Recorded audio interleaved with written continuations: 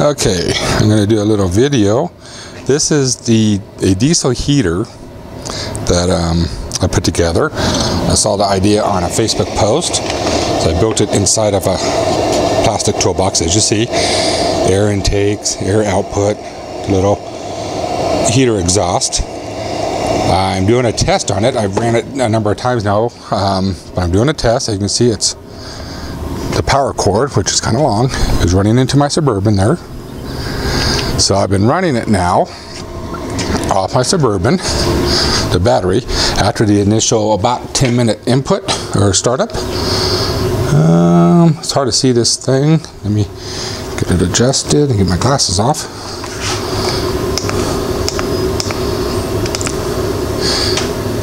It's now,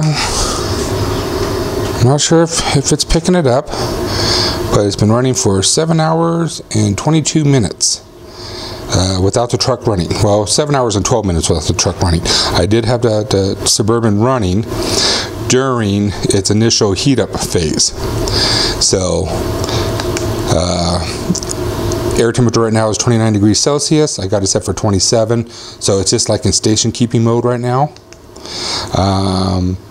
The voltage here at this unit is 11.4, but I tested directly at the battery earlier, and have about a 0.7 voltage drop from the battery to this thing, so I'm running right about 12.1 volts right now at the battery. So it's doing pretty good. And again, I'm not sure if you can actually see that, but my plan is to run it for 8 hours and then see if the Suburban starts up, so we'll do that in a little bit.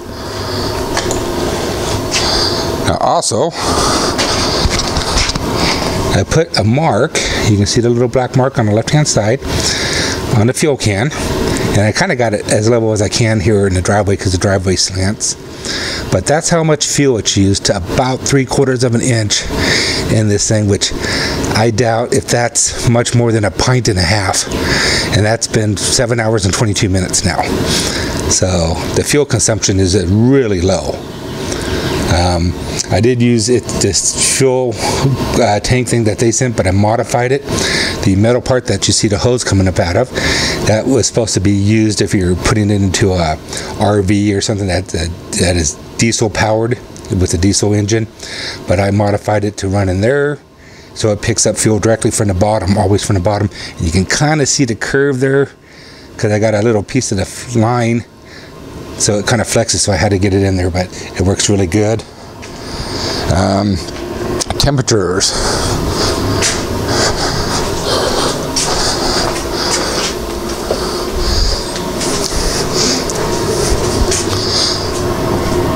So this thing has been out here since 7:30 this morning. It is currently about 3 o'clock, and the plastic on this ain't the best. But I've been checking the temperatures. See right there at the metal, right here, is about 120 degrees. Right there on the red, I don't know if it's picking it up, but that's about 110, 99, 91, where the air intake is roughly 95. The plastic near the bottom is running at 104, 101 on that side. And out here, it's running about 113. It's not hot enough to even burn your hand, as you can see, but it's blowing out nice warm air. Now that's going to be pretty hot. But I find that the reflectiveness doesn't seem to give me proper readings, so I discovered that on earlier tests. I got the little metering pump right there, the little fuel filter. That's the air intake for the combustion chamber. But I've got to get a better filter for it. Right now I'm just trying to keep bugs out of it. So all in all, it works pretty good. Now, the ambient temperature here is roughly 83 degrees right now. And this was in the sunlight. As you can see, the sun has now put it in the shade. But it got the hottest, which is still roughly about the same, right about 2 o'clock when it was still in the sunlight, and it's a black case. So now I built this to be more portable, so I built wooden legs for it, and as you can see up underneath there, I got the exhaust, the intake, and then the gas line all coming up underneath, and I got it up about 6 inches off the ground, so those won't bump nothing. And then the exhaust here, it has that little metal bracket that kind of holds it in a V right there, so it won't move around. And basically it's because I wanted to be able to take the exhaust off when it's cold, take it off and on, and it stores actually inside the box with all the wiring. And a little extension cable. There's a, let me get this a little bit better. There's a 15 amp fuse here. A 15 amp fuse in the mill plug on this side. And then this is about a 10-foot length of heavy gauge. I forget what gauge is. It's like 14, I think, or yeah, I think it's 14, maybe 12. But it goes to a mill 12 volt that has a 20 amp fuse in it. So it's rated for 20 amp. And I don't think I got anywhere near that. So, oh no, it works pretty good. And then this toolbox has some storage compartments that I keep the some hoses in, screwdriver, little tools. Keep this particular one actually has a remote, so I can turn it off and on and adjust the temperature up and down if I want to.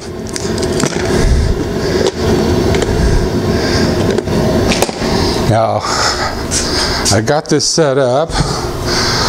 Garage is kind of dirty. Now this piece here is set up to actually be stuck in the window of the Suburban. You roll the window a little down, it kind of fits up inside of here, and the window will hold it up in place. Actually, for this side, it sits on this side, but I designed it so it can go to either side. So whichever side I want to put the heater on, it will fit in the right. Now the two holes,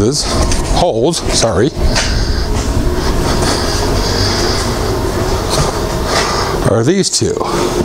Now this is the part that's going to hook up to the output of the air of the heat. So this is the hot out. And then this side, I just got some duct tape on it for now, will go to a vent which is sitting around here somewhere that goes into the smaller hole there. Now on colder nights, when I want to recirculate the warm air out of the vehicle, I can put this piece on, and this would just kind of screw into that hole, and it holds pretty good. I tested it yesterday. And then with the hose clamp, I can put it on the air intake right here. I'm not sure how good that's getting, but this is my air intake right now. So, I haven't tested it completely with the lines yet. That's going to be the next test after this one. But so far, this is working really good. So, the next stage in about half an hour is after I get this turned off, because you got to let it cool off with power. You can't just pull the power, it burns up apparently. There's a circuit board inside the heater that if the fan stops running and it's still really hot, because it's hot up underneath there, it will fry the circuit board. So you got to let it go through its shutdown procedure, and then when the fans turn off, you can disconnect the power from it. So when that happens, then I'm going to start the Suburban and see if the Suburban starts. And that will be 8 hours, at least 8 hours and 10 minutes. Actually, maybe closer to 8 hours and 20 minutes, because it's about a 7 to 10 minute shutdown period for it. But so far, every test I ran on it has ran great, and going to get out and give it a try here eventually. Camping out,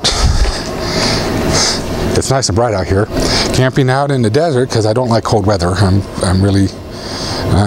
a fair weather person. I'm a wimp, but this is what this will be for.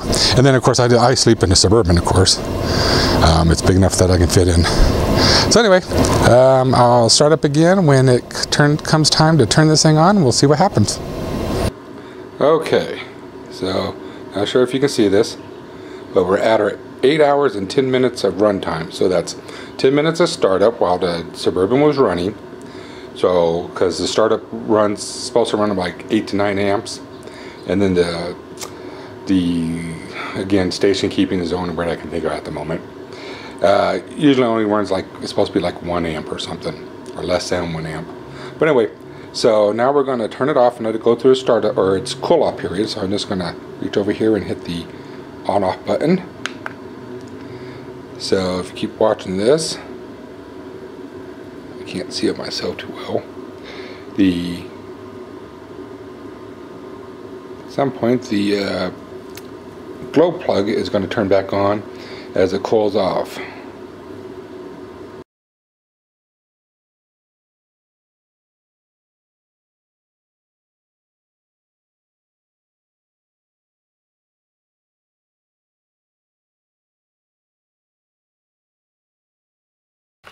Okay, so it's shut down.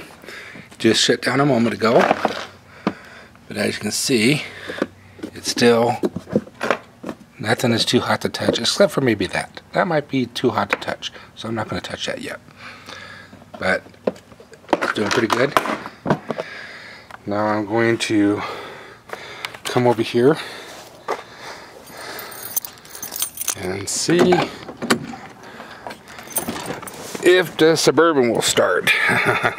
This is the test. It started right up.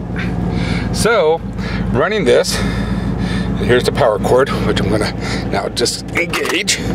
And yeah, that's a little warm, but not too bad. I mean, but it's hotter than hell in here with the sun beating in and most of the windows up. But yeah, it ran for over 8 hours. And did not die. Did not kill my battery. So now I feel safe to go camping with it. So, alright, thanks for watching.